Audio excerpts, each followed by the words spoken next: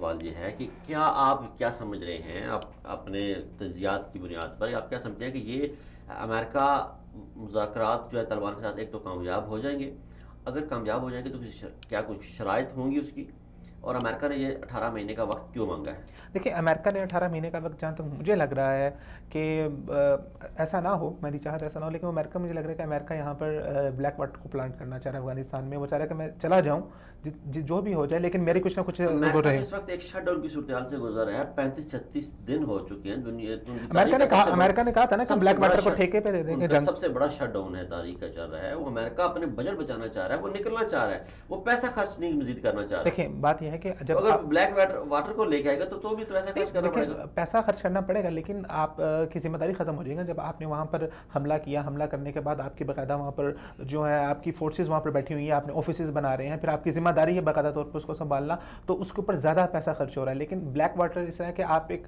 गैर रस्मी तौर पर, आपने लोग बता नहीं रहे, लेकिन आप खुफिया तौर पर आपने उनको वहाँ पर प्लांट किया हुआ है और आपका हिस्सा वहाँ ऐसे पर तो मौजूद है। कैसे